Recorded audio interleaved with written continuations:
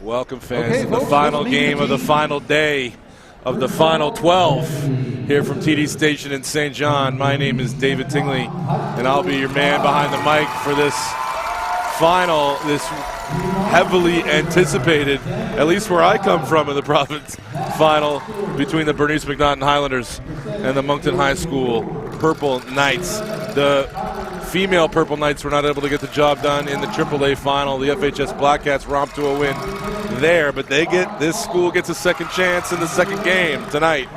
So, and this is a rematch of, well, there's been a couple of matches earlier in the year, but the biggest game that these two played earlier in the year was in the final of the Hoop Classic, which was watched closely by everybody in the Hub City and by myself commentating the game. And I fully expected a Bernice McNaughton win in that one, given the way they were coming in playing, but Moncton High squeaked out a victory, thanks to a player we'll be talking a lot about, Mr. Feli Njai, Feli Jr. He'll be a key factor in today's game for Moncton High. But the story with Bernice McNaughton is how deep this team is and how many quality players they have. It is not a small group. They can go very deep into their bench. Moncton High has lost some players as the year has gone on, injuries and other reasons, and it's really thin their bench. So they've got to lean more on their starting five than do Bernice McNaughton, to be sure. But they do have the best player on the floor in Feli Njai. Now, the point guard matchup is the one to watch, fans. I am a massive fan of the guys that play point guard for both of these teams. It's Xander Annevert from Moncton High School, and it's Caleb Velarde for Bernice McNaughton. And those two are small in stature, given both. Tough, smart, resilient, scorers, playmakers, defenders, both. And you are going to enjoy watching them play. And I have a very, very enthusiastic contingent of Moncton High School students behind me, fans. So if you hear those horns coming through your headsets, coming through your speakers, coming through your phones, coming through your devices, you'll know why. These guys are very psyched to watch their Moncton High School team attempt to bring home a provincial championship. So differences in the players a little bit for both sides, their lineups, and differences in the coaching staff as well. Neil Smith, the coach, and Nathaniel Fells, Norval McConnell, and TJ Burke on the sideline. A lot of experience on the sideline for this Moncton High School team. And on the Bernice McNaughton bench, not nearly as much experience. Orlando Palmer in his first year with the team, and Andrew Carter, the assistant. These guys are not as experienced nearly as Coach Smith and his staff, but they've gotten here, and anything can happen. And Moncton does have an advantage in the post. Bernice McNaughton does not have a guy of the size and strength of Chris Nicholson down the post. And Chris Nicholson is an underrated player in this province. He's a guy that you'll see playing at the next level. He's a guy that lost somewhere in the neighborhood of 75 pounds. Was a basketball player and a football player. Decided to switch to basketball solely. Changed his body completely. And he is a tough customer down on the low post, and that's an advantage where Moncton High has as well. So advantage is different. Moncton High's got the best individual player, talent-wise, on the floor. They've also got the only significant player of size in Chris Nicholson. But Bernice McNaughton goes deep at every position and can run multiple defenders at Felly Jr. and can match up at the backcourt with Xander Annenberg. So it's going to be an interesting matchup. I expect a very close game. I expect a very exciting game. I expect a high-scoring game, even though these teams can both defend. So it's going to come down to, does the bench of Moncton High, the other guys, so to speak, and I use my air quotes on that one, can the other guys in the form of Kevin Lee, in the form of Taylor McGovern, in the form of some of these guys that you're going to see come off the bench, we'll talk about them when we get to them, can they contribute in significant ways as McNaughton wins the tip? And here we go, the final game of the final 12. And swung all the way over to Jai Puna, and you'll see him be a significant scorer for Bernice McNaughton if he's playing at his best. And Felly Njai comes out of there. Attempted save from Jack Orozco. Goes right to Felly Njai. Xander Annenberg now setting things up to Felly Jr. Looking for a screen from Chris Nicholson. He gets it. Going down in a heap there is Cooper Carson. Xander, pardon me, has to launch from very, very deep at the end of the clock. Does not go. Pestering there. Annenberg pestering Orozco on the sidelines. Almost creates a turnover, but back to McNaughton. Ball comes into the high post. And he is pestered there in the high post. His number 12, Ethan Briand. Briand is a tremendous player for McNaughton. Probably their most important player. You could argue that with his utility and size, and he's probably the one, I was just going to say, probably the one guarding Chris Nicholson. So if he can hold his own down there, rebounding-wise, Briand, and add a little offense, which he normally does. Little curl action to Felly. Back to him. Njai's going to create against the clock. Splits the team, goes right to the rim. Lays it in for two. Thought for a second he was going to go for a dunk in the lane. Really wake up this crowd. Real defense up there on Puna. Just to put it all the way over to Orozco. Deep around the back. Gets it to Carson. Nicely done. Didn't even come down with it. Did Caleb Velarde. Just went straight up on the feed from Carson. Carson. And Felly Njai with a kiss to the crowd behind me. Their biggest fans, his biggest fans, pardon me, are right behind me. And he gave him a kiss. Carson at the high post. And long on the jumper there, Briand. That's his shot. Now he's trying to get out in front of Felly Jr. Can't do it. No call on that. It's going to go back to, stay with Moncton High School. It was cut off there on the baseline by Cooper Carson. Was Felly Jr. That is the the main guy checking Felly Jr. is, and Cooper Carson is one of the best defenders in the province, hands down. It's Briand right now, set on Felly Jr. Off the screen of Felly Jr. comes Kevin Lee. He's able to collect. Back to him in the corner. He's going to launch a three, and it's another kiss to the crowd. Only this one to the other side because Kevin Lee 8-2 early lead for Moncton High School. And McNaughton having a tough time against this Moncton zone right now. Breaking it, they get a wide open three there from Orozco, and it's pure. Big shot from Jack Orozco. Senior kid playing his last game for the green and white or black, depending on the uniform. They got their, and they're calling for a foul with the Moncton fans on that closeout on Njai, but no good. And the runner from Velarde, the fans behind me, no way, but it went in. And that is a reliable floater for him.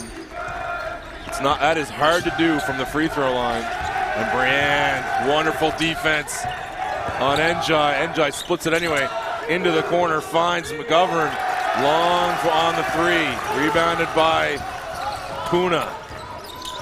Now Velarde. Off to Puna. Puna can shoot the ball, people. If he's open, it's going up. And more often than not, going in. Now Brienne looks to create. He's got 7 seconds left on the shot clock. 8-7. McNaughton's closed this lead. 5 quick points by them. Now they're looking to take the lead. Ball comes up to Brienne. He's going to come back to him. He's going to have to put it up. He does. Right at the end of the shot clock again. Nicholson collects the rebound, and that's his shot. He is deadly from mid-range, is Brienne. And again, now he's the main defender on Felly Jr. Felly Jr. looks to create. There's a little reach in. And that's on Bradley Steele, new to the game for McNaughton. Steele's had a great season in his junior year, his grade 11 year for McNaughton. Oh, he's going to try another deep three. And the bank, again, the TD Bank is open at TD Station. We saw some bank threes earlier in the single A men's game. And Felly Jr. knocking in a three off the bank here in the AAA final. Orozco spins in the lane. Rebounded by Steele, though. Out to Velarde. He misses a three.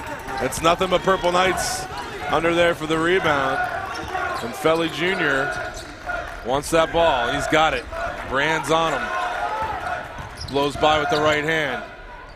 Too easy for Felly Jr. McNaughton's got to have their head on a swivel. If he beats that initial defense, they got to have everybody crashing down on him, making him make plays, making other guys beat him. A little too handsy there from Kevin Lee defensively on Orozco. Neil Smith motioning to turn him.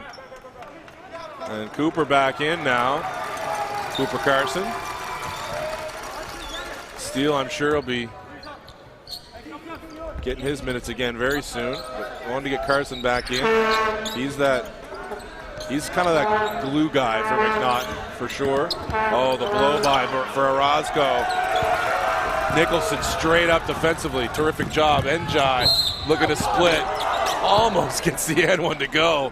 And fans, if you've never seen Felly Njai play, you can see why he's such a focus defensively for the McNaughton Highlanders. That is a lot of contact. He took all the way down the floor, didn't lose the ball, got all the way to the rim, almost finished. Moncton High School stretches this lead. It's now doubled, 14-7 now.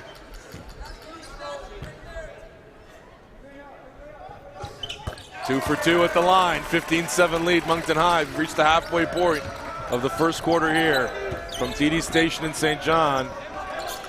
The AAA boys final, 21-22 season. Another floater up there by Velarde. That one was a little too strong, a little too ambitious maybe there on the baseline. Lob from Njai into Xander. Annevert blocked by Orozco.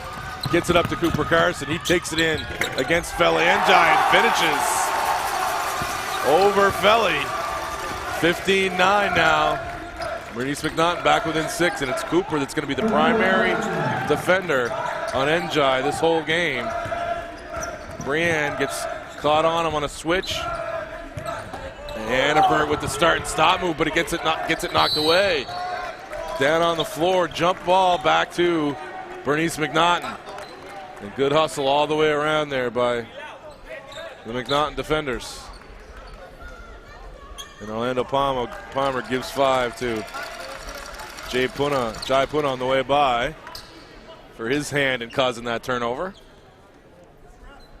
4:05 remaining now, first quarter. McNaughton down 6. Coach Orlando Palmer mentioned before the game he really feels like his team hasn't hit their ceiling in this, hasn't played their best game yet, a game they're capable of playing. So if they do today, you'll see something here today. And Nicholson collects the board and gets it right to Feli Njai, gets it to Xander Annevert. Annevert, the MVP of the Hoop Classic earlier this year. Showed unbelievable toughness in that tournament. Got knocked down, always got back up. Crash of the boards, weak side was Kevin Lee, not able to collect though. Off the Xander Annevert miss. And Annevert talking to Chris Nicholson.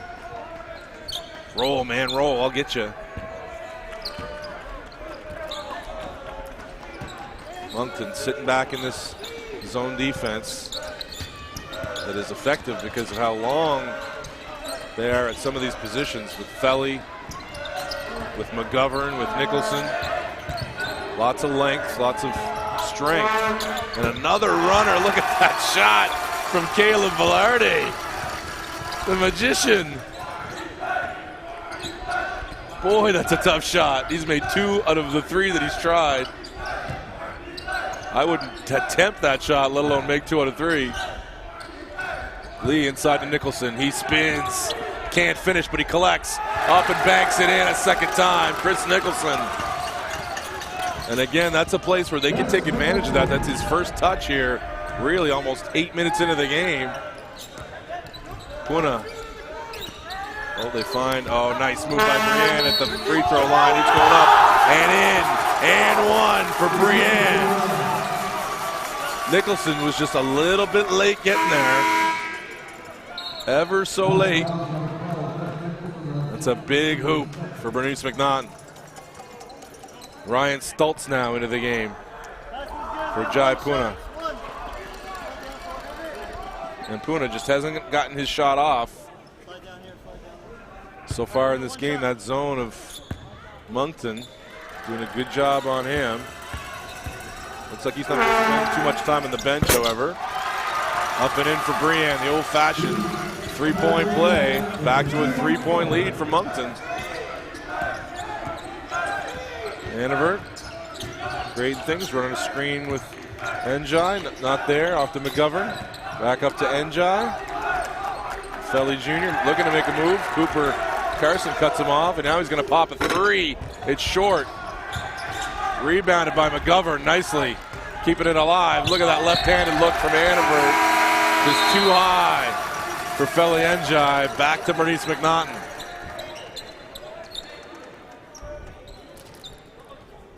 And Brienne is going to take a little bit of a break. Velarde too. The luxury of taking guys like that off is the bench that Bernice McNaughton has had. I've mentioned before. They got some quality players going off this bench. Oh boy, Lee knocks it away. Gets it to Njai from Annevert, and he's going to go back to the line. Nice feed from Annevert on the run. He's a terrific pass-first point guard. Unselfish. And these Moncton fans giving it to the Bernice McNaughton players on the floor. You scrubs, you bench players, but not accurate. These guys they don't lose much going from position 1 to position 2 on the Bernice McNaughton depth chart. Feli Njai knocks in another, 18-14. 1:49, clock running, first quarter. AAA final, Bernice McNaughton Highlanders. Moncton High School, the first all Moncton area matchup since yours truly played in this game 28-ish years ago. So it's an honor to call the game after playing in it way back then. Annevert with the handoff to McGovern. McGovern bodied there. Nice D. Oh boy, well done by Orozco. Stultz and Orozco created that. Orozco goes in left-handed. Rebounded nicely by Carson. Back to Orozco. And he goes in, he goes down hard. But he's going back to the line.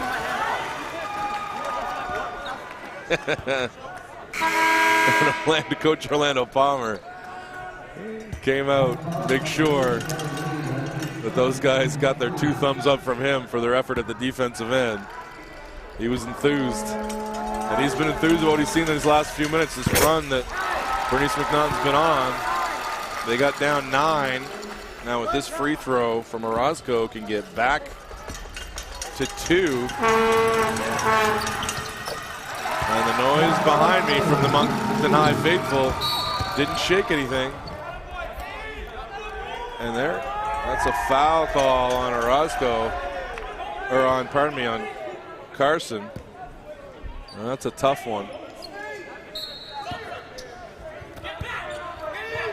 Yeah, and Orlando Palmer is pausing there. He's trying to get a sub in for Carson. That's only his first, I believe, but McGovern passed into trouble. Absolutely. I mean, he was on the move and couldn't handle that pass without traveling. Wonderful defense there by McNaughton. They've done a pretty good job here these last 3-4 minutes. So Cooper Carson's going to take a break. That might be his second. I'm not sure. I'm going to have to clarify that at the quarter break. Missed the floater there. And now back the other way goes Njai. Njai didn't get it to go. Had a couple of tip attempts. Back out to Annevert. Felly Jr.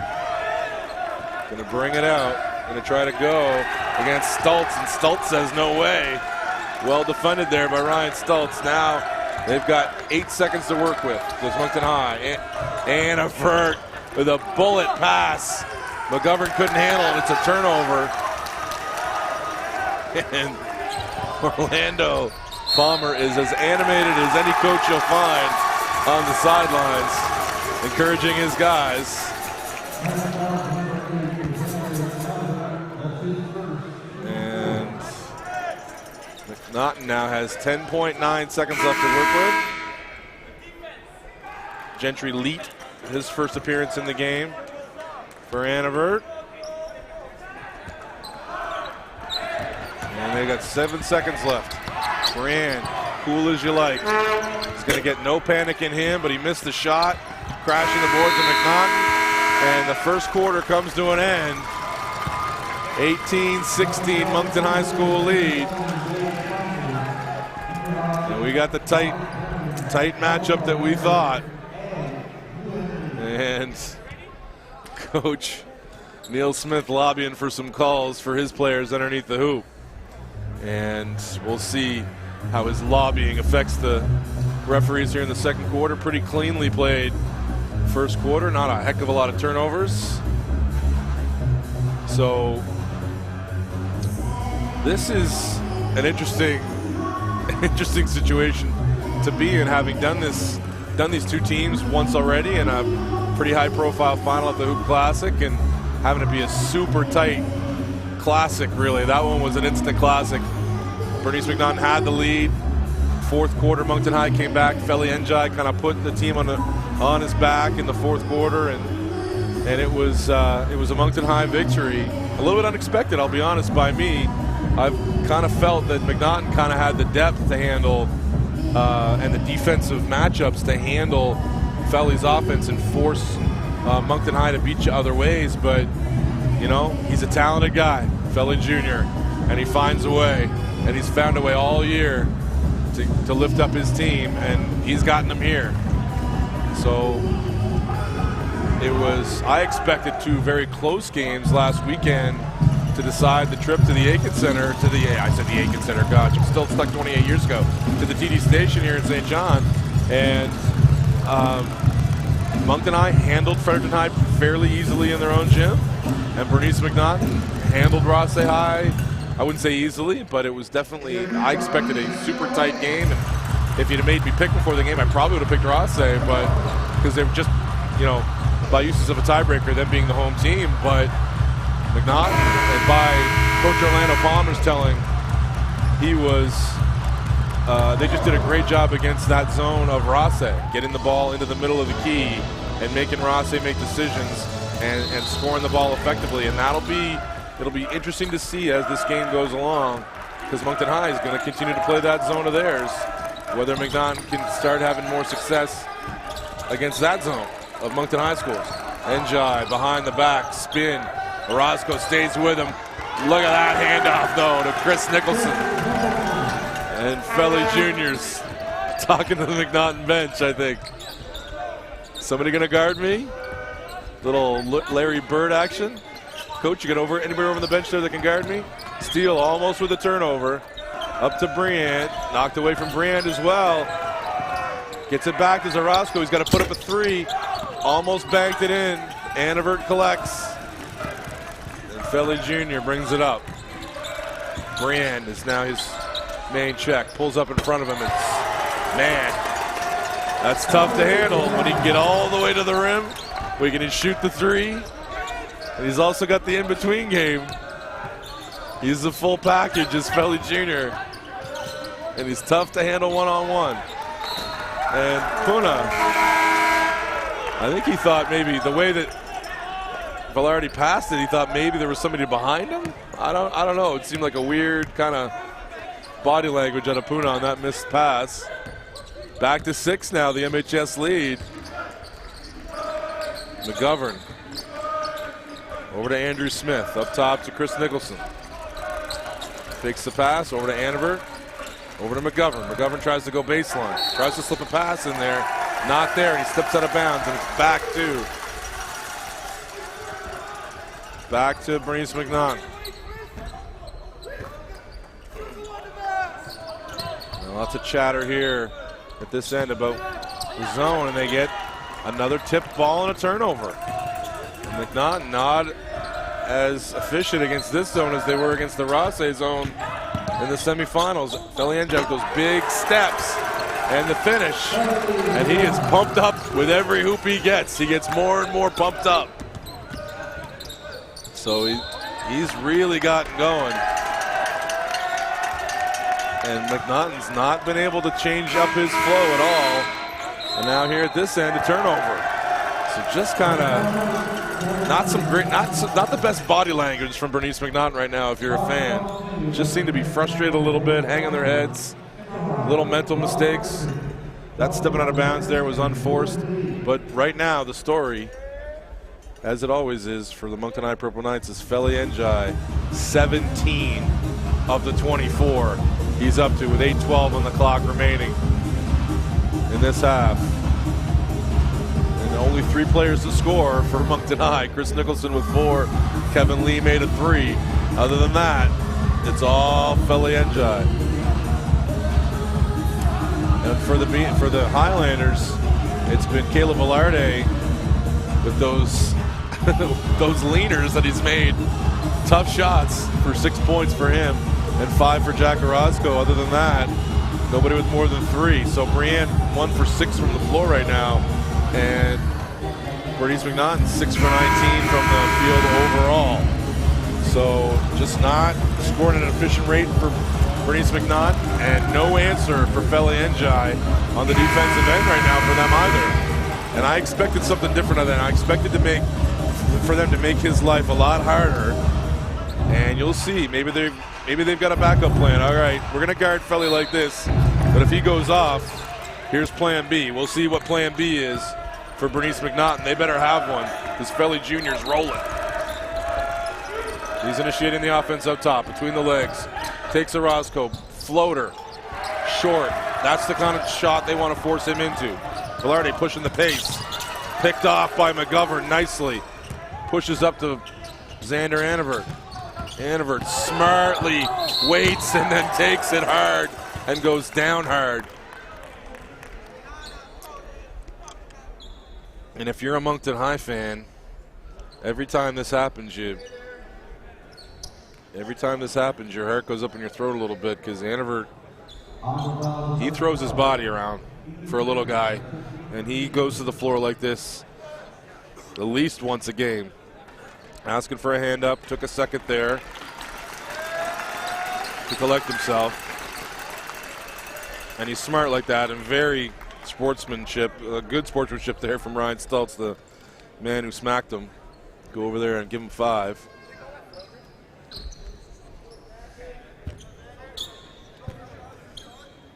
So Xander Annevert to the line, still shaking off the effects of that hit. You know, if he's walking it off, he's not. This isn't for show.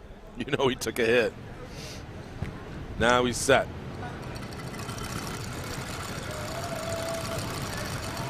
Annevert.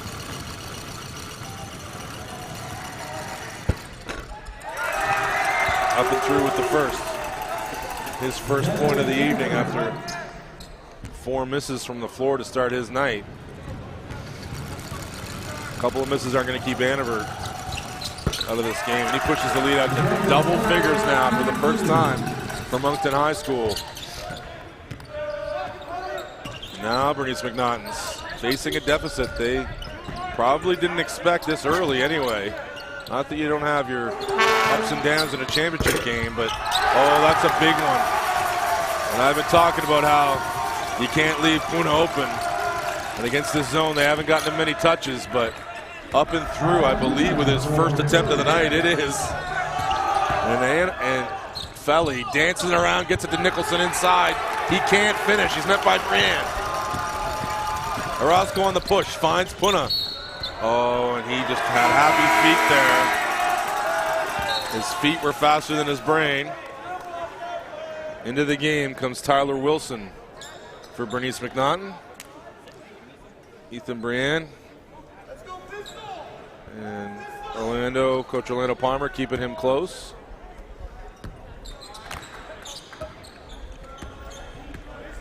And looks like he's just going to get a minute break, and then he and Bradley Steele are going to go back in together. 26-19 now. MHS lead. Chris Nicholson takes the handoff to Smith and then to Felly. Felly, nice feed inside to McGovern, not able to finish. Nicholson either. And Moncton High, they have to capitalize if Felly gets. Oh, and is it going to be a 3-point play? No. Are they going to give him shots even? No, it's going to be on the sideline. So Bernice McNaughton will initiate from the sideline. But if you're Moncton High, if Felly, hey, he's been your man so far, but if he has to give the ball up and create something easy for you, you better finish. Because those plays might come back to haunt Moncton High later in the game. Orozco squeezes inside, banks it in for 2. He is tough. McNaughton's got several, both of these teams have a tough backcourt. Orozco, one of several tough dudes on that end. He might seem slight. Some of these guys seem pretty slight and small, but they are tough. Hard-nosed kids. Sure enough,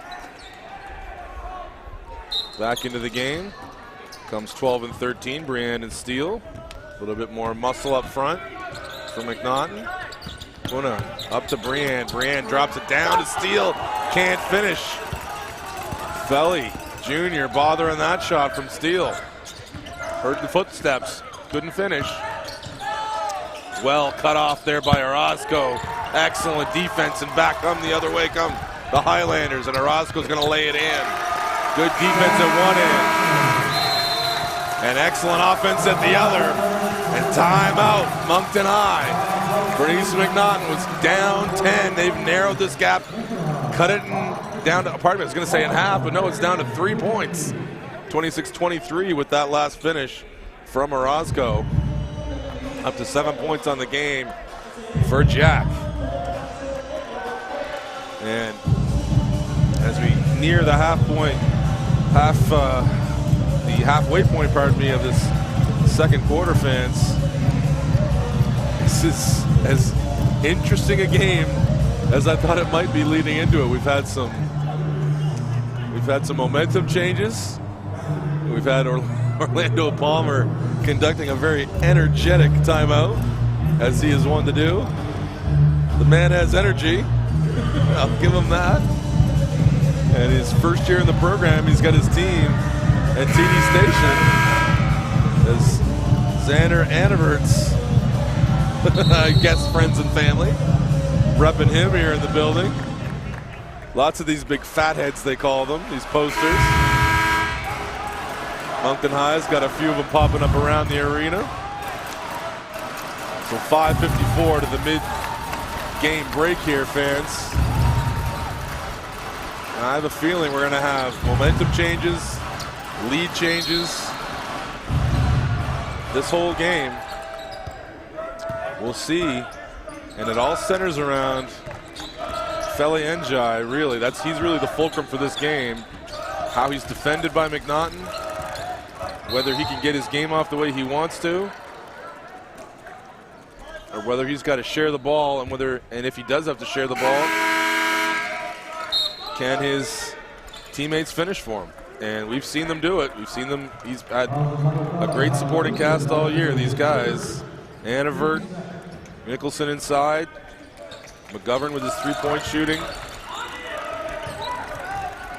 But you never know on a one-game basis what happens. Nice roll there to Chris Nicholson. He's going to the line.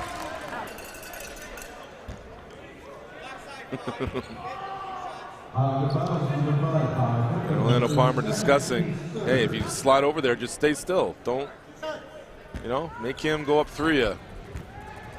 Take a charge. Seemed like they were halfway there, halfway not. And Chris Nicholson absolutely planned to bank that one in. I believe you, Chris. I believe you. No, Chris is actually a pretty good foul shooter for his size.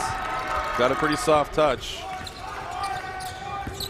Only 1 out of 2 that time. Orozco with the Euro step, loses it off his knee out of bounds.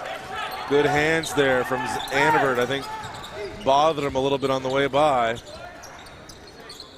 Out to McGovern, back to Feli Njai. Cooper Carson now, back being the primary defender, riding his hip a little bit, forcing a bad pass. Orozco read it, and he's taking it in for 2 more.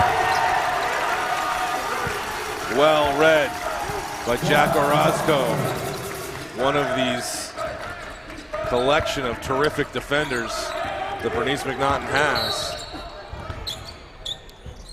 But you got an elite player in Feli Njai.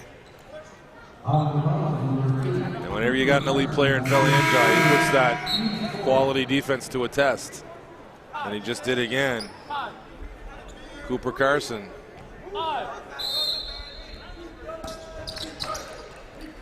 Another foul. So he's going to go to the bench for a couple more minutes. I believe he's only got 2. Oh, and they force a travel. There's the McNaughton defense there. That's what Coach Orlando Palmer was talking about. Step in there and stand your ground. You'll force a turnover, and they just did. A Gentry lead.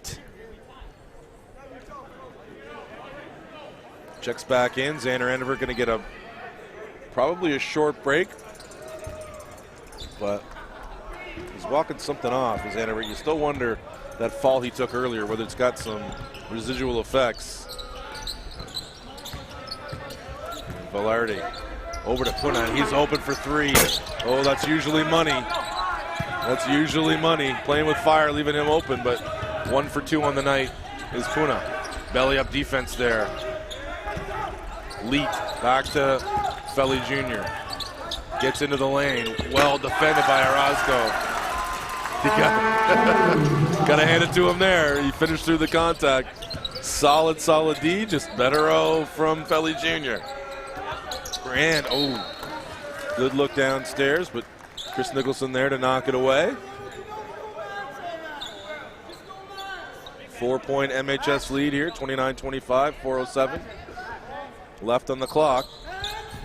Grand pops out over to Orozco, and he absolutely double shuffled the steps. As Don Grant used to say, pack your bags, you're traveling. Need to get a Don Grant reference into the game this weekend. Fulfilled my promise. Njai met by Puna. Boy, he tiptoed the sidelines and found Gentry Leet Misses a three. Pardon me, Smith missed the three. Pushed up the floor to Velarde. Velarde's going to attack the middle. No, he leaves it to Brand. Brand's got a three. Oh boy, he makes a lot of those. Brand just not found the range yet. Felly Jr. now, as always, on the attack. Little Euro step, well defended. Just didn't collect the rebound. They did. Orozco, oh, didn't quite get to it. Leet now finds Smith in the corner for a wide open three. It's short. Rebounded by Brand. And Stultz now. Back to Velarde. Back to Stultz. Zone defense settled again. Into the corner for Briand. Briand's going to spin and step out of bounds. No. Ridden out of bounds by Felly Njai.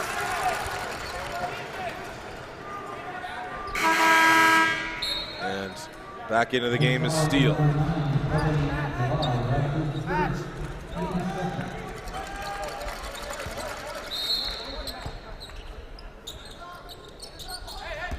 Oh, but nice backdoor feed off the out of bounds into Steele.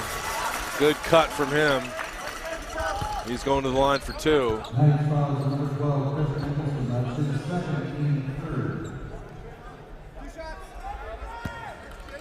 So Nicholson now with his second foul. And a missed free throw by Steele.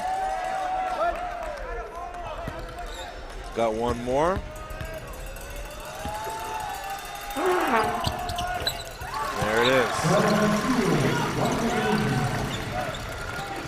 Njai. Handling the ball up the court for Moncton High.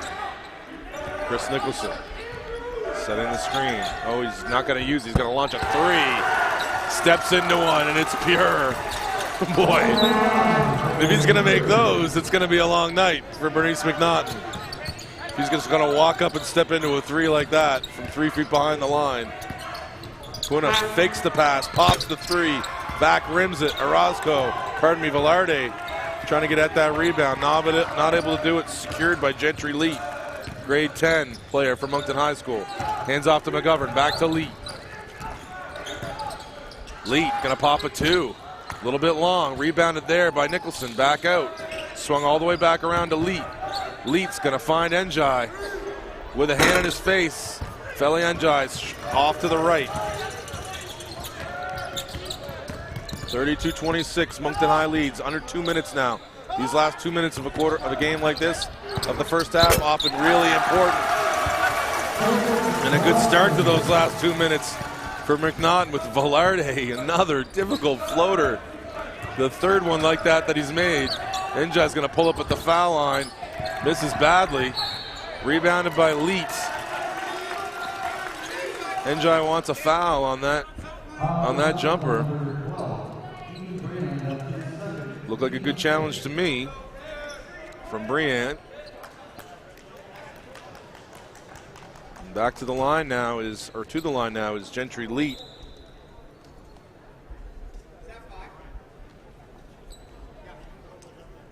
Youngster, the only grade 10. Pardon me. I was going to say the only grade 10 that gets really any significant floor time, but Kevin Lee does as well, of course. So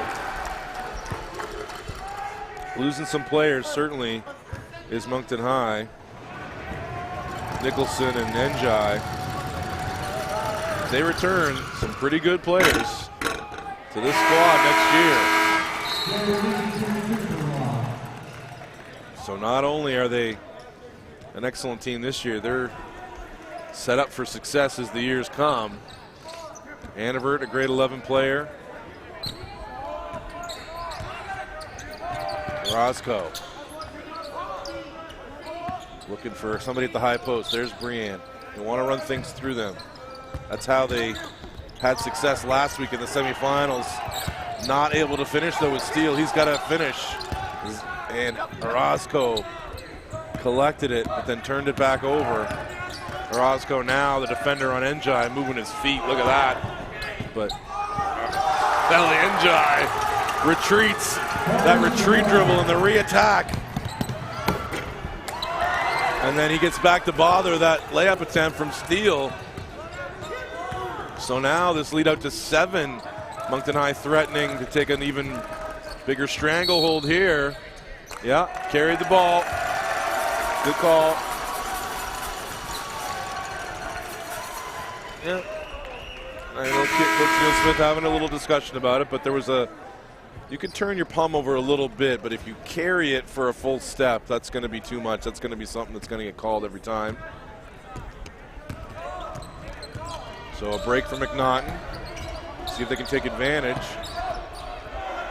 Still looking down in the middle to attack there. Oh, and Orozco took steps. Right idea, though. It's the right idea, but just poor execution. So timeout, Moncton High. So these last 2 minutes of the first half are always such keys. A lot can happen to change the momentum going into the second half, change the entire feeling of a game. McNaughton had brought it back to 5, but now Moncton High's got possession and a 7-point lead. So, oh, my stats tracker's frozen again. Oh well, fans. Doesn't always go the way you want it from your broadcasting position. But oh well, we'll roll with it. So this is these are schools that both have, you know, rich histories when it comes to basketball at their schools. I mean, Bernice McNaughton hasn't been a school as long as some of the others in the area, but ever since they've been an NBIAA level basketball program, they've had some moments. Has Bernice McNaughton on both the girls and the guys side. Same thing for Moncton High School, and it ebbs and flows in the province. Sometimes St. John has a strong group of schools, and sometimes it's Moncton, and Fredericton always, of course, with their programs, is always going to have lots to say. But things are flowing in the city of Moncton. There is a lot of club programs, you know, Moncton Minor basketball, you know, on the Riverview side of the river, and now even in Dieppe as Njai slips inside. Felly Jr. not able to finish. McGovern collected there for a moment. Now it's a scramble on the floor, and it's going to be Bernice McNaughton Highlander ball. So an all-Moncton final is pretty indicative of how it's going in Moncton, in the Moncton area. And now here comes McNaughton. Last shot of the half. Trying to make this a 5-point or 4-point game. That's what you want to see out of that Euro step from Jack Orozco. No travel that time. You just knocked it down. Now Njai's going to have a shot at the buzzer. Doesn't go. You saw the Bernice McNaughton coaches go, oh no. Is that going to go in? It did not. So McNaughton pulls it back. One time we're down 10. Pulls it back. 5-point lead now for Moncton High going to the locker room. So fans, this is going to be listen, I don't care what the score is now. This is going to be a tight one in the fourth quarter. You're going to want to stick around. Stay with us for the entire time. My name is Dave Tingley. Thanks for joining us on the live stream. We'll see you back here in 9 minutes and 35 seconds.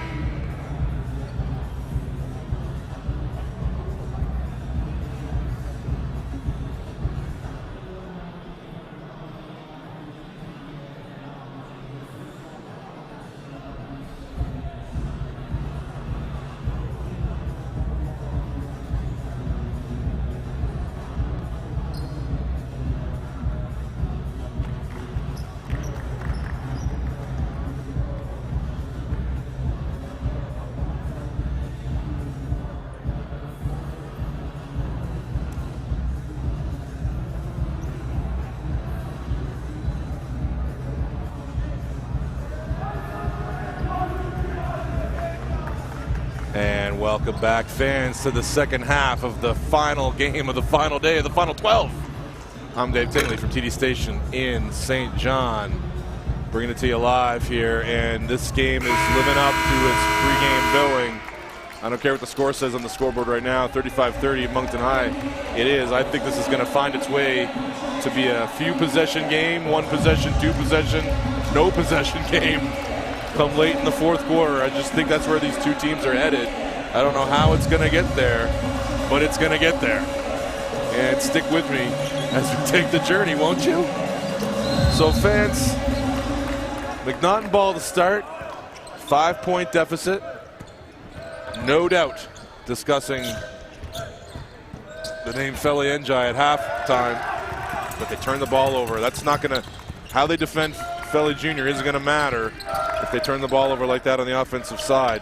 Kevin Lee gets a shot off of a feed from Felly Njai and bangs it through for his second made three. How about that efficiency? 2 shots, 2 threes, 6 points for Kevin Lee so far. Brand now. Oh, not on target. And that's been a big story so far. Brand usually so dependable from that spot. And just not getting that one to go. Oh, the stop start for Anavert. Finds Njai. He's going to pop a 3 with a hand in his face. Missing, and down comes Cooper Carson. And he's a guy I expect to be more of a factor in the second quarter.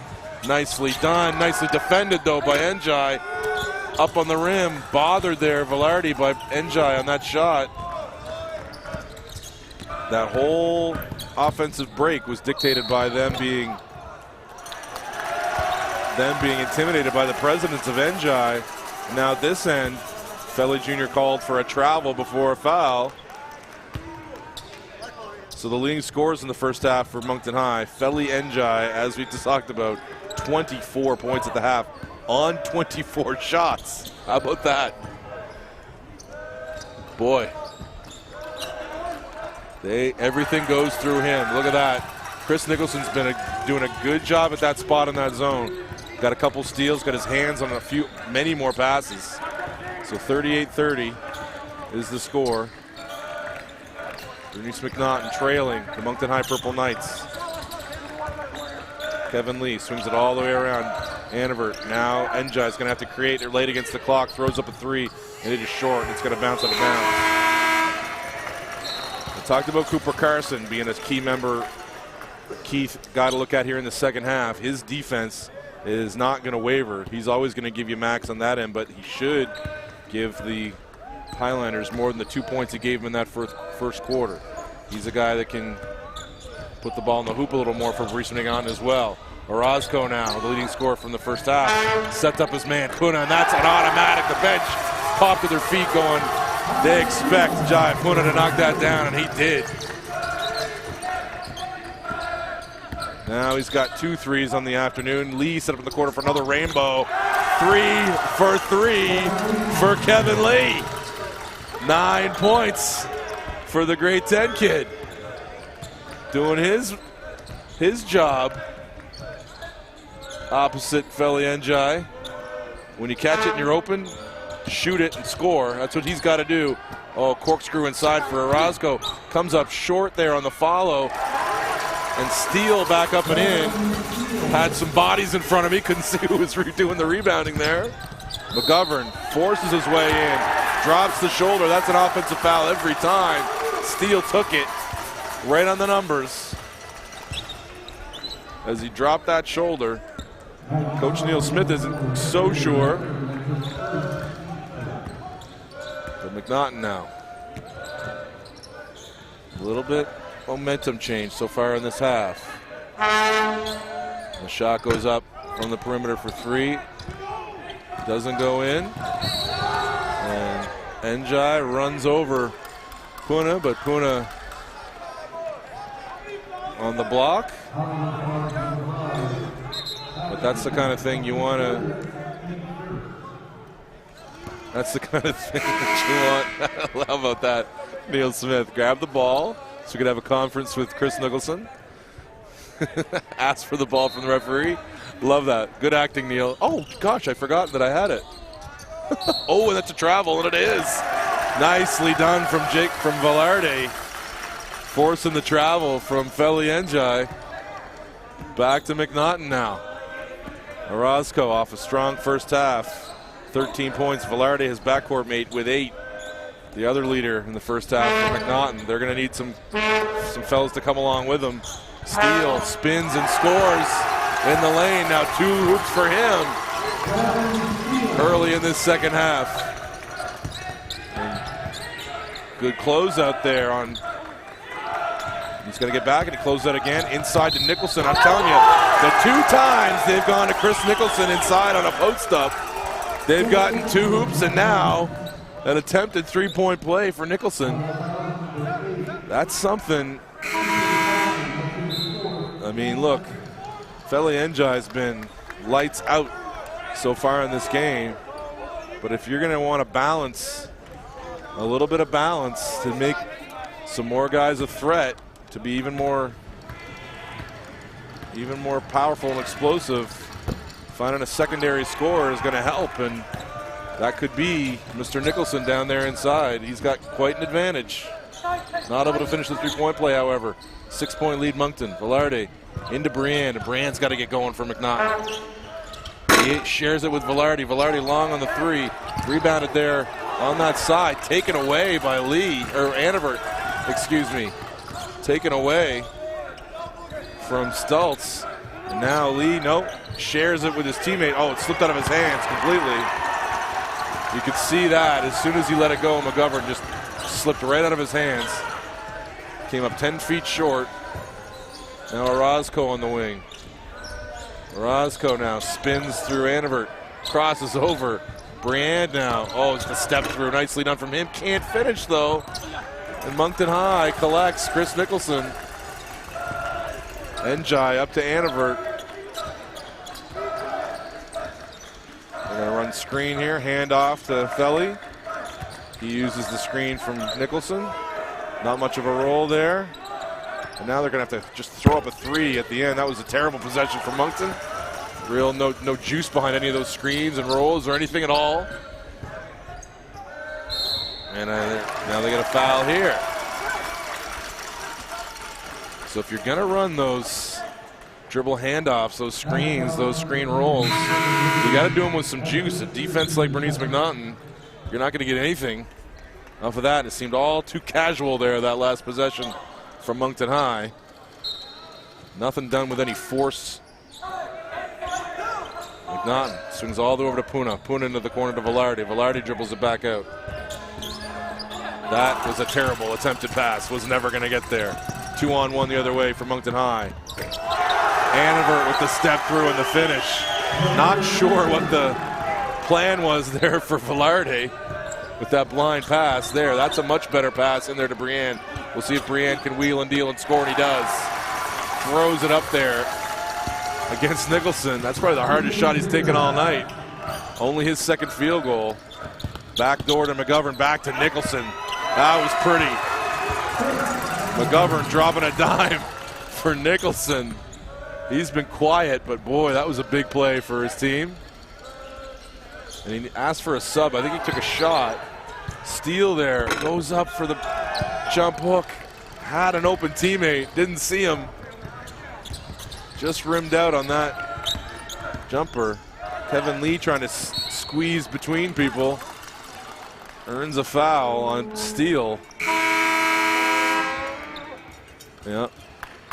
And we got timeout. Bernice McNaughton.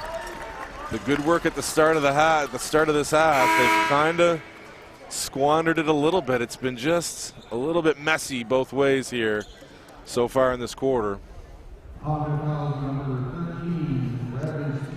So as we go to a timeout here, kind of just messy so far here. Like I said, 12-9 the point totals so far in this quarter, but buoyed up by some threes from both sides.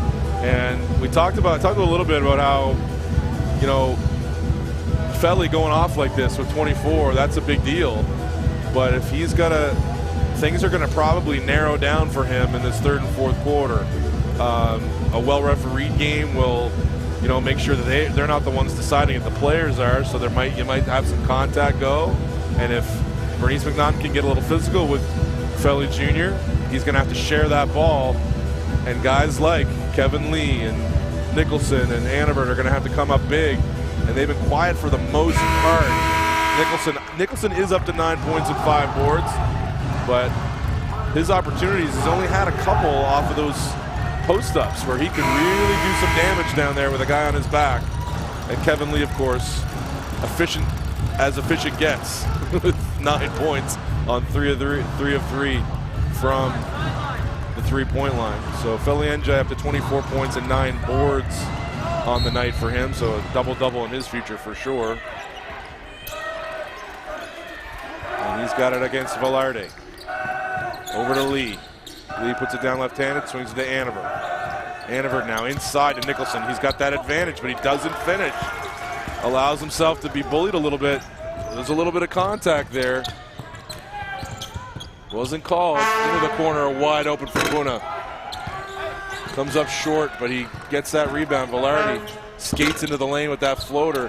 Missed, this time collected. This time by Leet back into the game for Moncton High School. Annevert now, double teamed, uses Chris Nicholson. Goes baseline, finds guess who. Is he 4 for 4? No, misses, but Njai collects his 10th rebound. He's got that double-double. Now he's got 17 seconds now left to work with to the Knights. Handoff now to Lee. Lee over to Leet. He skates into the middle of the key, throws up a floater, it's short. Velarde pushing the pace. Orozco has the three, doesn't want it. Back to Velarde, back to Orozco. Over to Brienne. Brienne now trying to create. Finds Puna. Puna has it knocked away. Back the other way comes Annevert. He's got 1-on-2, but he's going to go anyway. Not able to finish. Well defended there. And now McNaughton has numbers. If they can push, they do. Orozco up. Gets his body into Nicholson. That's going to be a turnover. And it is. Really, really good defense there by Chris Nicholson. And there was nothing that Orozco could do. Once he threw his body into him and got too far under the hoop, there was nowhere to go. Nicholson retreated nicely. And Feli Njai and his Purple Knights continue to control this game, 47-39. He pounds the ball right-handed. Orozco recovers well. Annevert now. Inside on the cutting Njai. And he's going to go to the line. Nice feed from long distance from Annevert. Stultz with his first foul for McNaughton. Njai goes to the line for 2.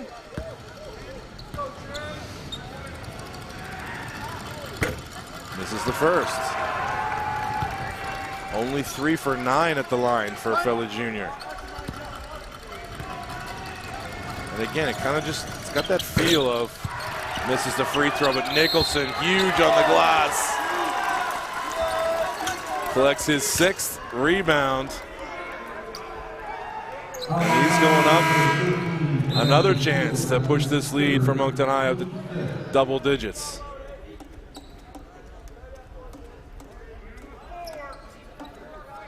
So it's something to keep an eye on at this point.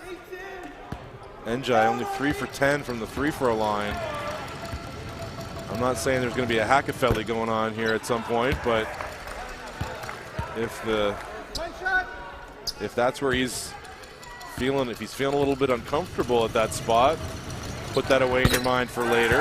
If not, fans, maybe you can make use of it if he continues to struggle there. Velarde pushing the pace up to Orozco.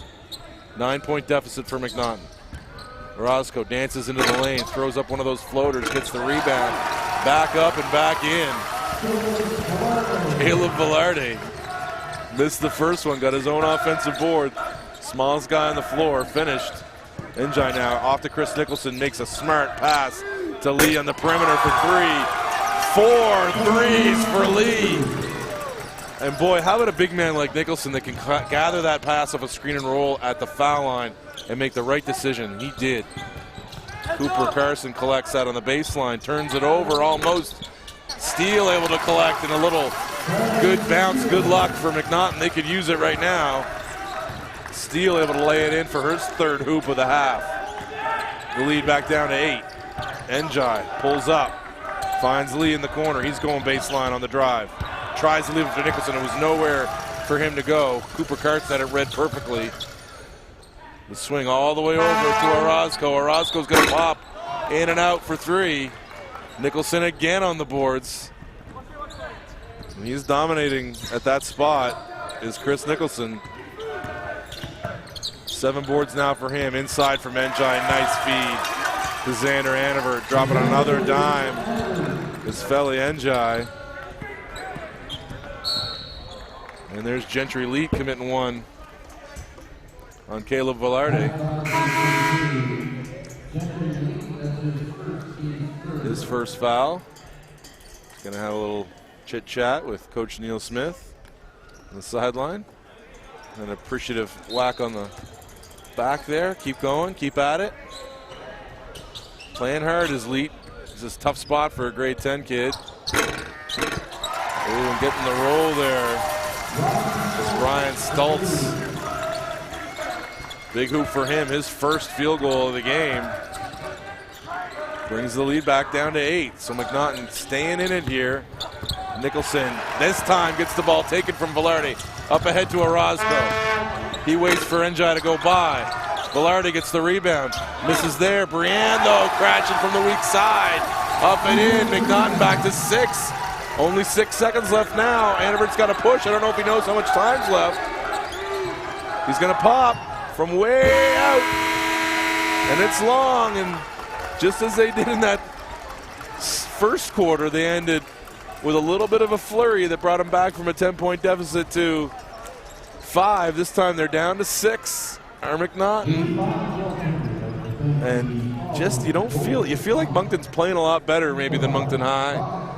Or Moncton's playing a lot better than Bernice McNaughton, but Bernice McNaughton just you can't get rid of them. They're playing hard. And now it's down to the fourth quarter. I said I don't know how we're going to get there, fans, but I have a feeling we're going to come down to a few possession game in the last minute. And I still am convinced that's where we're going to end up. These two teams are closely matched.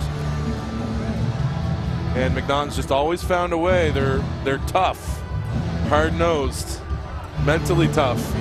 They showed that, it is not easy. You know how hard it is to go into a place like Rothsay against a team quality as that team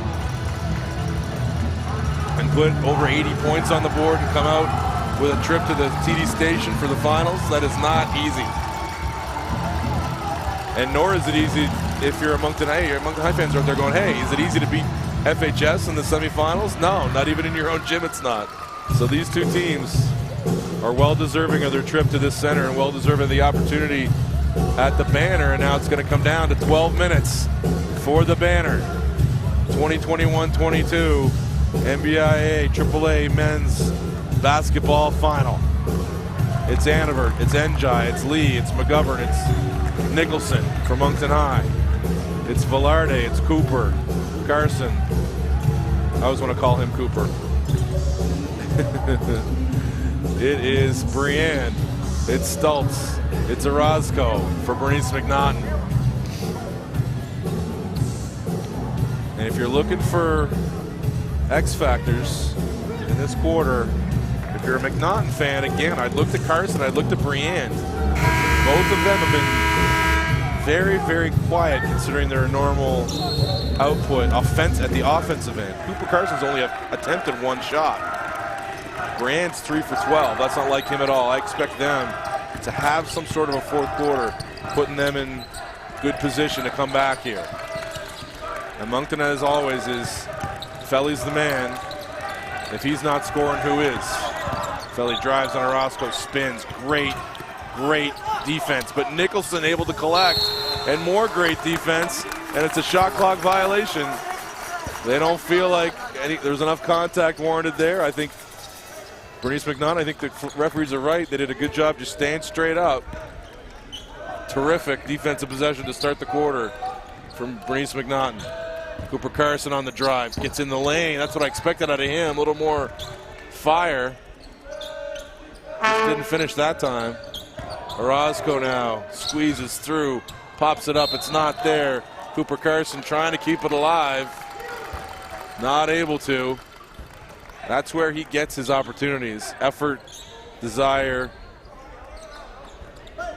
And that's where you expect him to be bothersome here in the fourth quarter. I expect Cooper Carson to be flying at that rim for the offensive rebound opportunity. And he's going to be main help guy here on Felly Jr. as well. Lee, 4 threes. Wasn't able to get one up there. 10 seconds on the shot clock. Felly creates for McGovern. McGovern going baseline and lays it in. McGovern, his first field goal of the game. Started 0 for 4, but nice baseline drive from McGovern, pushing the lead back to 8. Velarde with that patented runner Down it goes. 4 of those for Velarde, bring the lead back to 6. Such a tough make over outstretched arms like that. Njai tries to go back door, not there. Tipped pass, collected by Nicholson. Attempting to grab there for McNaughton, almost a foul, didn't get it. Orozco taken there by Brienne on the chest, but sweet feed from Felly Jr. to Xander Annenberg for 2. This is what he did in the 4th quarter as a turnover from Bernice McNaughton, an ugly one, back to Annenberg. And he gets away. Orozco trying to come around the back and block it, but Velarde was having, Annenberg was having none of that. Laid it in. Now it's a 10-point lead again. And Stultz dancing in the lane. Nothing there. Trying to get it back out to Brienne. He kicks it. Does it go out of bounds? It does not. But Lee picks it up. Lee with a hesitation move going all the way to the rim. Doesn't finish on Orozco. If I'm Neil Smith, I'm thinking, oh, please, Kevin, bring that back out. Annenberg trying to take the charge. Not sure. Yeah, that's a tough call. Annenberg looked to be set, but felt differently. And that one is so hard to call. I'm always thinking, oh, geez, I don't know about that one. But, man, it is so tough to call full speed when you're on the floor and the referees are closer, and he might have been leaning. Who knows? I'm looking at the replay right now. You know, I don't know. That's so close. I can't really say. But Annenberg moved his feet real well. It's pretty close. Anyway, that's behind us, fans. Now it's an 10-point lead for Moncton. They've had this lead stretched. It's closest it's gotten in a while is 6. Moncton pushed it back out to 10. They've leaned on Felly Njai every step of the way here, and he's delivered. In this 4th quarter, he's dropped a couple dimes already. Up to 3 assists on the night to go with his 24 points and 10 boards. Hasn't been efficient, but that hasn't mattered. They've had more possessions and more shots, more free throw attempts, more everything as Moncton High, because they've turned the ball over. Turned McNaughton over a lot in this game. At the end of 3 quarters, the turnovers were 18 for McNaughton through 3 quarters. Not a number that they'd want. I mean, it's 12 for Moncton, but they've also collected 11 offensive rebounds, a little bit of an edge there over Bernice McNaughton. So they've earned more possessions and done more with them. McNaughton's missed some shots they normally make. They haven't had contributions from guys they normally get contributions from. And they are themselves not shooting a particularly terrific percentage. At 38% for the game. Now, Moncton High isn't much better, but like I say, the possession advantage after turnovers and offensive rebounds and free throws are factored in. That gets them this 10-point lead. Rebound by Chris Nicholson off of that first possession. And Felly Njai wanting to go to Chris Nicholson. They calling for a deflection, but no deflection. Neil Smith's lobbying pretty hard. And a pat in the fanny for the referee. So he's not too upset. Oh, that was telegraphed. And Felly Njai read it beautifully. And now the Euro step and the finish. Boy, the balance you need to have. The balance you need to have to make that play in the open floor is tremendous, and he's got it. Cooper Carson with a nice feed to Puna. He comes up huge with his 3rd 3. Oh boy, you breathe a sigh of relief if you're McNaughton after that 3. Back to 9 now. Brienne defending on Felly Njai, but he gets too deep and just finishes. Another hoop for Felly Jr. Pushes the lead back to 11. And now Stultz trying to create over to Puna. Cooper Carson swing all the way around. Stultz trying to get in the lane. Rejected by Njai. Out of bounds now, staying with McNaughton. So back with Orozco and Velarde. This coach Orlando Palmer. Brand, I doubt, will stay on the bench for very long. Orozco, Puna, another one. Boy, that needed to go. And he's well rebounded by Cooper Carson. Orozco, we got an off buzzer. Everybody kind of stopped. Orozco kept playing and finished with a bank shot, and a difficult one for Jack Orozco. Again, the lead back within 10, but again, Chris Nicholson, the big man, comes up big again for his team. Catches that, soft hands and finishes. And one, right back up to 11. Goes the lead, and now Chris Nicholson himself nearing a double-double to match his teammate Felly Jr. And he makes the old-fashioned three-point play and pushes the lead to 12. And the Moncton fans are starting to feel it a little bit. This is getting uncomfortable if you're a McNaughton fan. 12 points, 5:38 clock running. They don't seem to have much of a rhythm going offensively. Moncton's really bothering them defensively. 10 seconds left on the shot clock. Stultz, nice cut. Very nice cut from Carson, but not able to finish. Nicholson almost turned the ball over. Hops over and picks up his teammate Felly Njai. Nicholson's been big, very, very big in this fourth quarter. He's up to that double-double I talked about, 13 and 10 for Chris Nicholson. Doing everything the Moncton asks of him. Up here setting a screen for Njai. Njai gets all the way and spins it in. And does a backflip in celebration on the baseline. That was a tough finish. And Felly Jr. spun it in. Oh, back out to Velarde. He's got an open three, and it's huge, and it goes. Back to 11 for McNaughton. They needed that bad. And Velarde, as usual, comes up big, and does he do so again here? Turnover, back to 9. Velarde again with 5 quick ones. McGovern comes back, almost turns it over again. They're going to have to get it over half. Are they able to? They are. Njai, terrific stuff. A good no call. The ball finds its way to Nicholson. And down. I say good no call because that Orlando Palmer's talking about a charge, but I think Felly did enough to slide by on that one and not make contact chest to chest. Sometimes that's a dicey call, but oh, another good feed to Nicholson running the floor. He pops out. That would have been huge. Still 11 now. The lead for Moncton High School. Still within range. Cooper Carson trying to collect inside on the feed from Ryan Stultz. Not able to. Brienne back in the game for Stultz. And now timeout. And boy, Stultz looks like he's got an injury of some sort. Asking for some help. So back in the game is Briand now for the Highlanders. It's going to Briand and Carson and Puna and Velarde and Orozco. And it's McGovern, Annivert, Njai, Lee, and Nicholson for Moncton High School.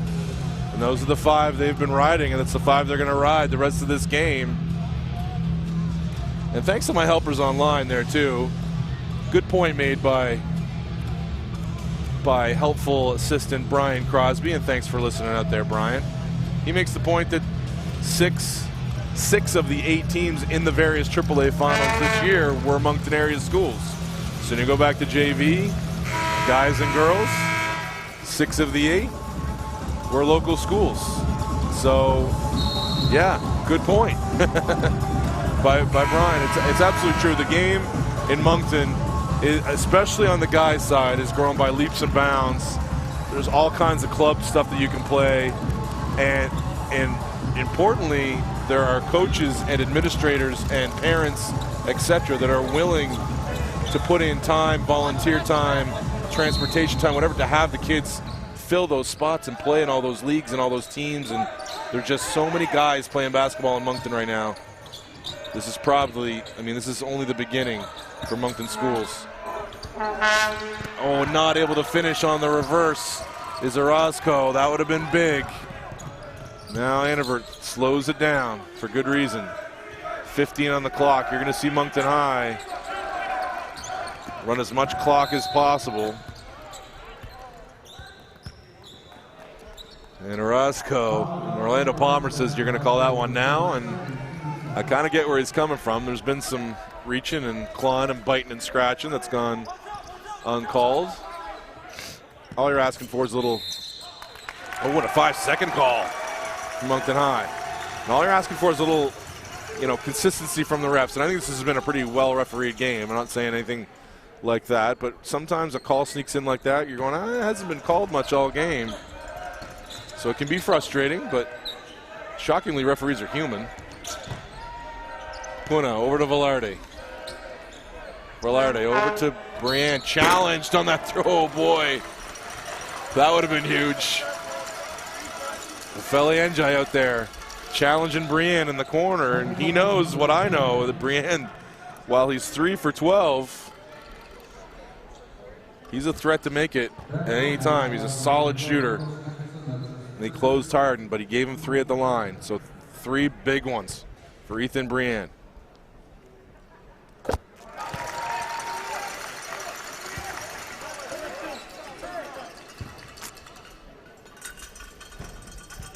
Pardon me while I partake of a long swig of water to prepare for these last 3:13 fans. 2 for 2 now is Brienne. Is he 3 for 3? Yes, he is. Pure. Big ones for Ethan Brienne, the 6'12", 6'2" senior, playing his last game in the green and black. Wanted to bring their second banner home to Bernice McNaughton. Moncton High School hoping for, believe it or not, fans, they played in 12 of these. As Nicholson lays it in, this would be Moncton High's first.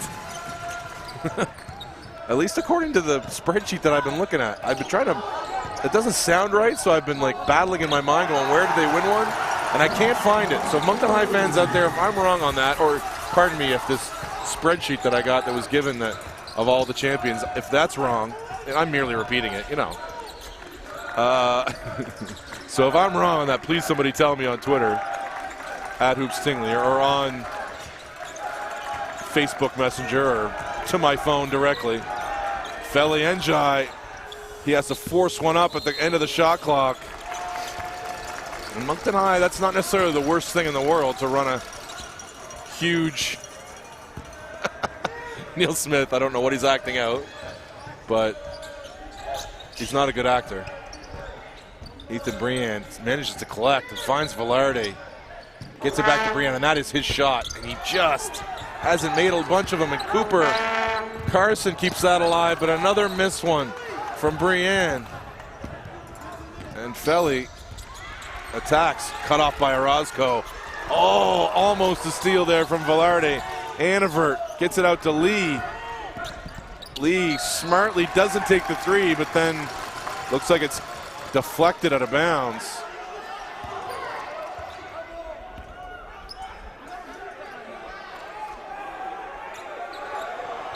And I'm told I'm right by no less an authority than Mr. Tim LeBlanc. So if you can't trust Timmy, who can you trust? So thanks, Tim, for assuring me that I'm right.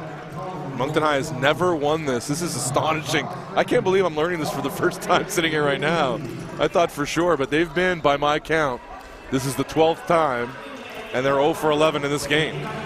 So Moncton High alumni out there, Moncton High fans, you got to be very excited as we approach. Well, we're now at 1 minute and 45 seconds remaining in this game, and it's an 8-point Moncton High Purple Knight lead.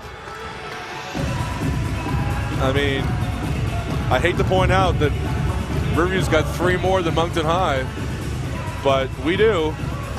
But I'm surprised, Moncton High fans. I am surprised. You've had so many quality teams throughout the years. Going back to the 40s, you guys have been making the finals here on a semi-regular basis.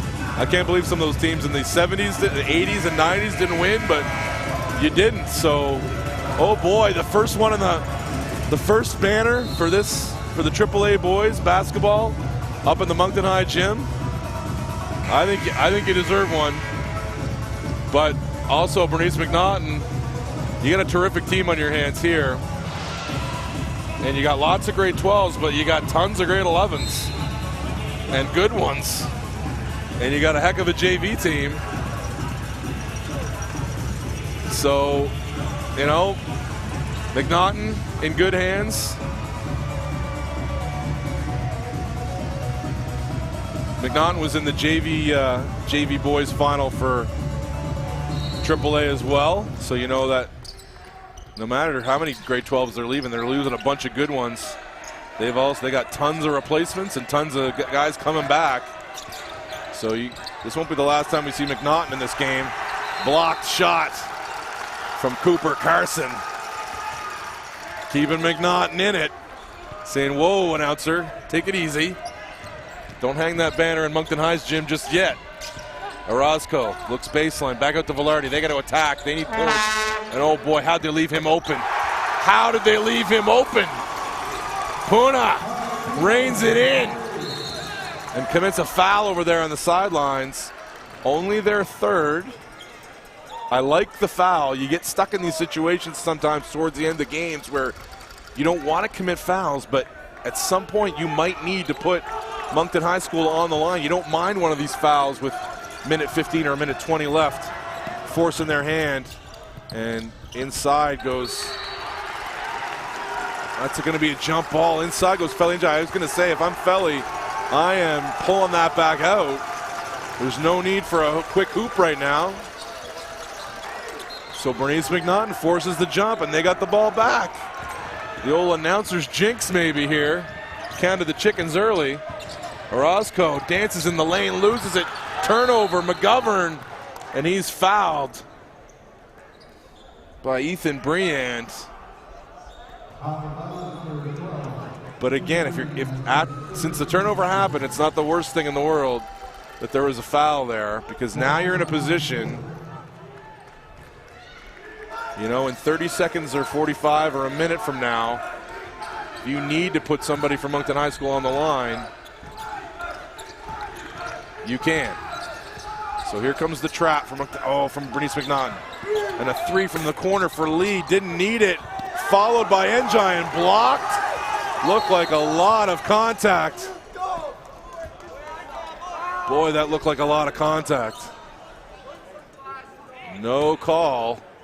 And now Orozco down on the baseline. Not that you want to see anyone injured in this situation, but I think it's a cramp. Hopefully.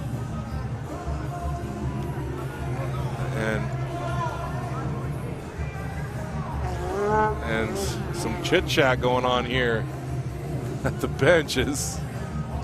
Not sure why. I think there's concern over Orozco, but also concern over the missed foul call. I think Moncton High really felt like Felly Njai should be shooting free throws on the line at this point. But he's not. So what are you going to do about it? Not sulk, that's for sure. So still on the baseline, Orozco trying to get rid of the cramp, or at least determine what his injury is. You'd think I guess they're giving him a chance to be back on the floor. I like that. But also, if you're a Moncton High fan, you're like, okay, he's hurt. Let's move him off the floor. Let's play the game. You got a 5-point lead, 51 seconds remaining. It's all in your favor right now. And if Orozco walks it off and stays in the game, well, we'll see. He's not moving as you can see on the screen there now, fans, he's not moving very well. He's scared to put weight on it. I think you got to get him off the floor.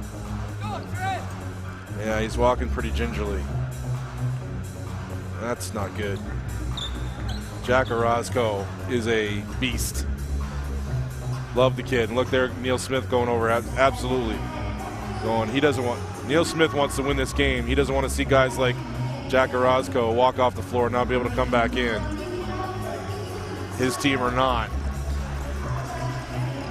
So McNaughton, no choice. They got to go without Jack Orozco here the last 51 seconds. And we'll see what they can come up with. Briand now. Handoff to Puna. Look at that play call. And it works like a charm. Handoff for a 3. Bang from Puna. His 4th of the game. Back to 2. And now Bernice McNaughton doesn't have to foul. They can play this out. And Feli Njai. Sweet from the foul line for Feli Jr. Back to 4. Velarde with a 3. Off to the right. Missed rebound, but they get it now. Feli Njai saves it. Cross court right into Puna's hands. Walks into another 3. Bang! Down to 1. This is Annevert. Ball in his hands and he's fouled. My goodness. Puna gets cooking late. And McNaughton is right back in it. And now, fans, I told you fans, it'd be down to a 1-possession game. I didn't know how we'd get here. I had no idea, but I knew we would. I promised you. If you thought I was wrong, I don't know what to tell you. Boy, Xander Annevert on the line for some biggies. Back rims it.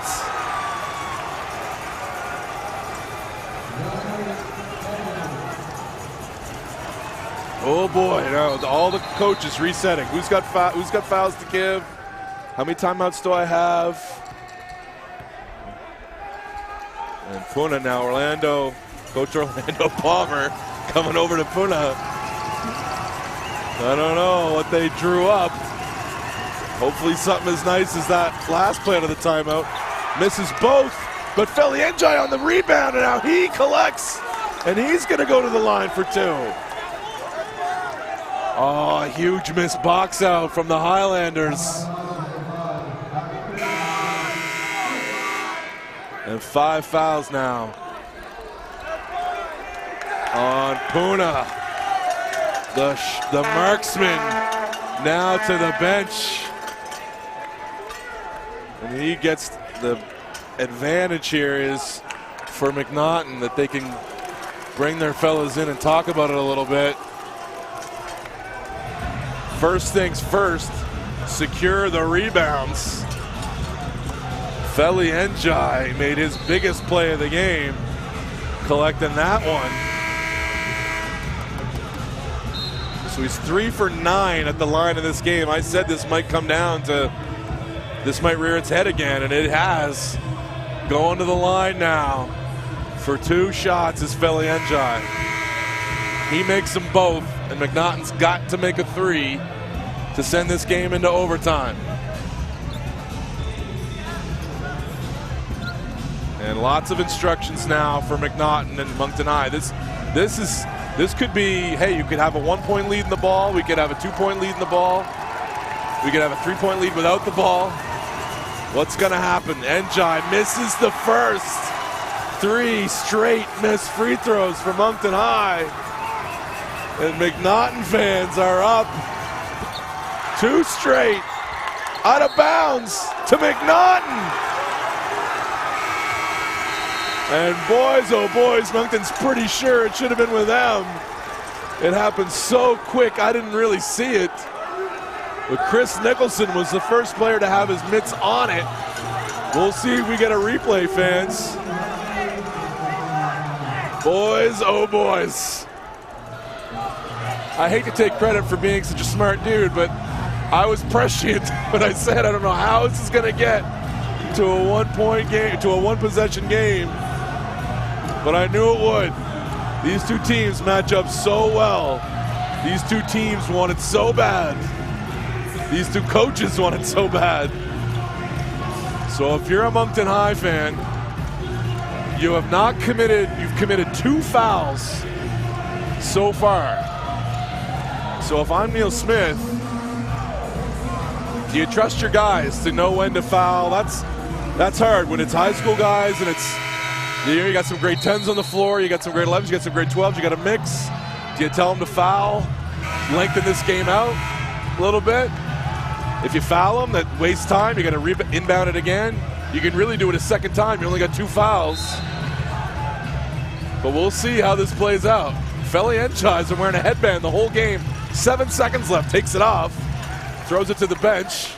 I don't know whether that means, okay, I mean business now or what. Orozco walks back up to the bench, drinking some water. I think still not going back in the game. He might be available for overtime, though, if it goes there.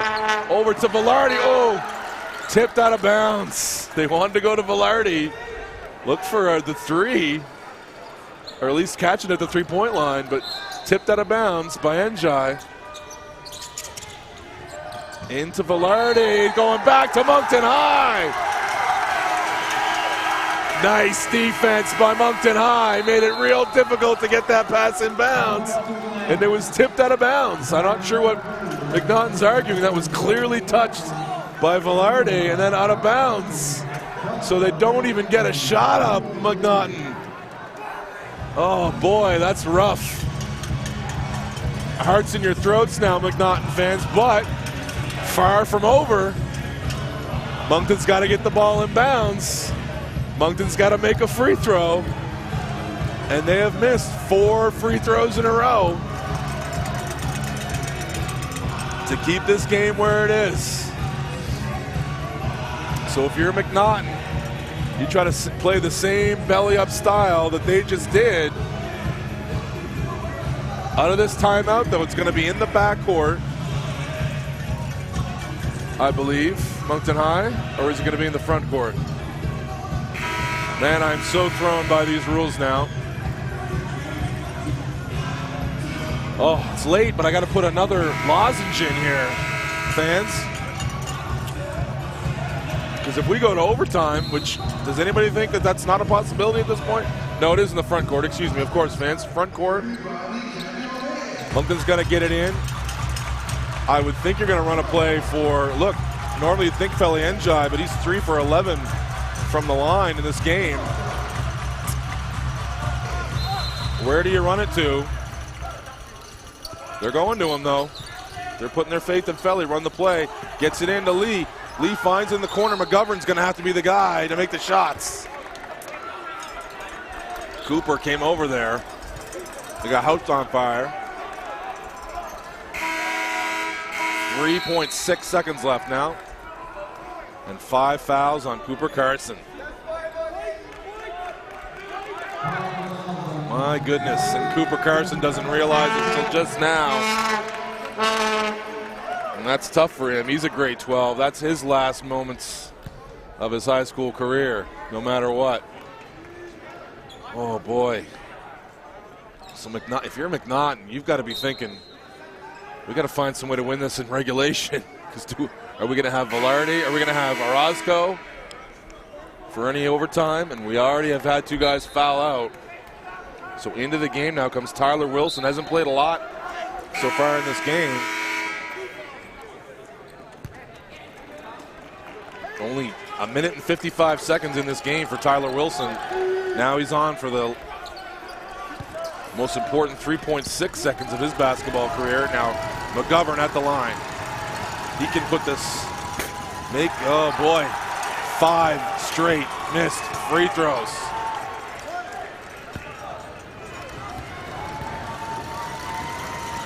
And trying to get the attention. Another missed free throw. McNaughton's going to have to get it up fast from 3-quarter court. Oh, it rims out. And the Purple Knights take their first banner of the AAA Men's NBIAA Final 12. Do you believe that ending? 3-quarter court 3 for Ethan Brienne rims out, and the Knights take it. 6 missed free throws. Doesn't matter now. Forget it all. Moncton High School. You got a AAA championship on the boys' side. Let's hear you. Fans, that was so much fun. I can't tell you. What a weekend here from St. John in the Final 12. We had an unbelievable set of games here, topped by maybe the most unbelievable of them all. Bernice McNaughton did their school proud, as they always have all year, 74-73, losing a tight matchup to this Moncton High School. This team that is so emotional, hugging their coach Neil Smith over here in front of the bench. Lovely stuff. And I'm thinking of friends and stuff back home in Moncton that are loving this moment. And congratulations, Moncton High. Congratulations, your fans. Congratulations, administration, teachers, all that. I know you guys are all loving this. So good on you. And fans, I'm going to sign off. My name's Dave Tingley. I've been your host for the last day and a half. This has been a blast. I hope to do this again next year. I don't think it'll top the games this year, but let's try. Let's try. Moncton High, the Final 12 AAA Boys champions. Enjoy the post-game, fans. Have a good one.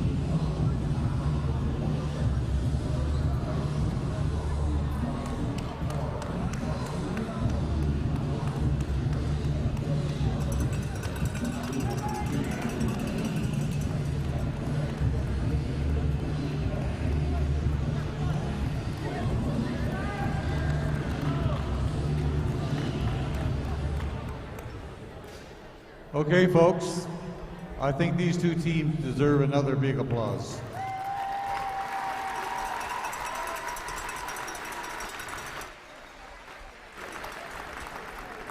Very gutsy performance by both teams. At this time, the committee would call upon hostess Jeanette Kelly and host Jim Maxwell to present the awards.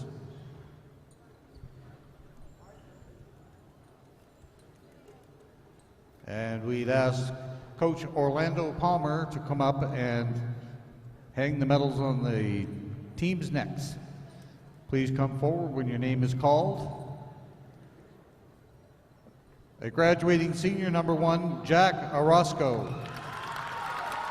Number 2, Xander Tower.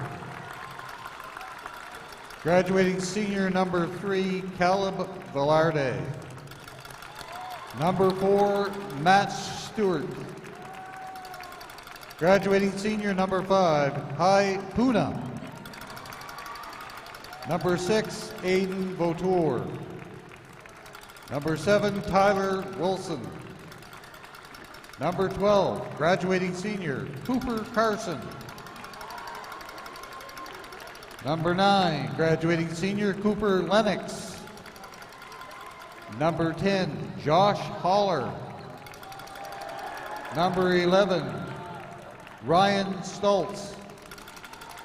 Number 12, graduating senior, Ethan Briand. Number 13, Bradley Steele. Number 14, Than Pan, graduating senior.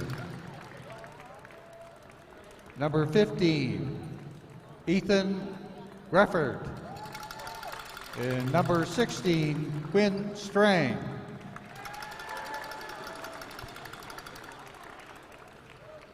The assistant coaches, Andrew Carter and Davis O'Brien. And your head coach, Mr. Orlando Palmer.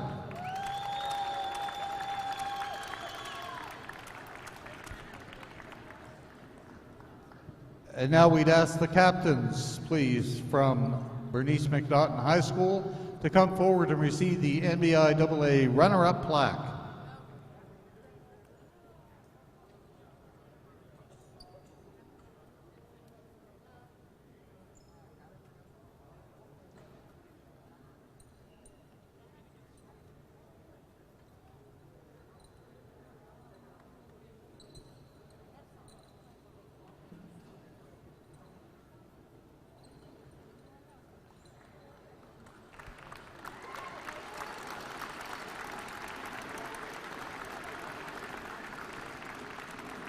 And now the committee would call upon Mr. David Shields to present the game ball to the winning coach from Moncton High, Neil Smith.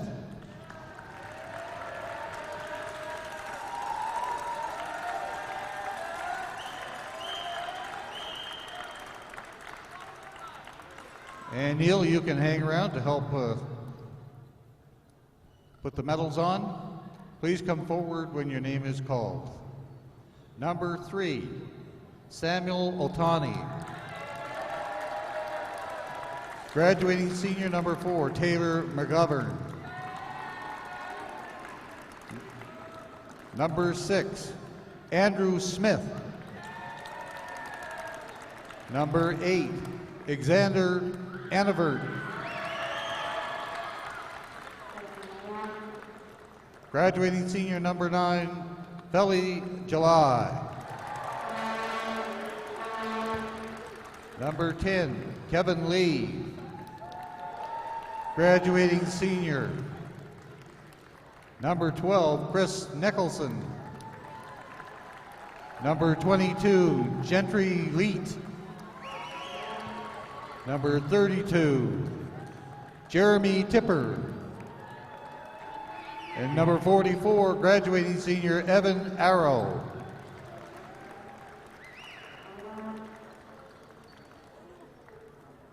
And the coaching staff. Assistants TJ Burke, Norval McConnell, Nathaniel Fells, and your head coach, Neil Smith.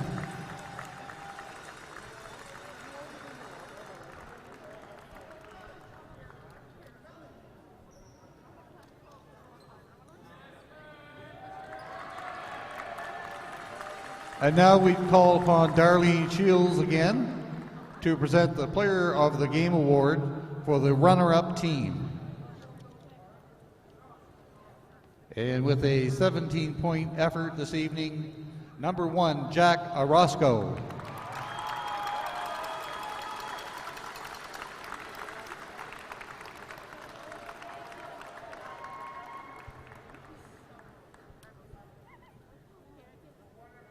And once again, we'll call upon Dave Shields to present the Final 12 Committee Player of the Game for the winning team from Moncton with a 30.2-point evening, number 9, Feli July.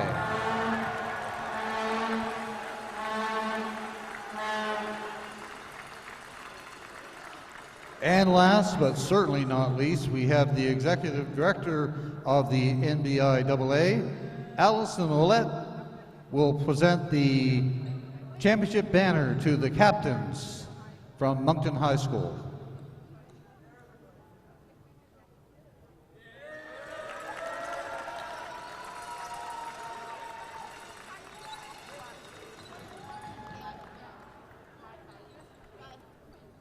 For all you fans up there in the stands, thank you so much for supporting your students, your sons, and high school basketball.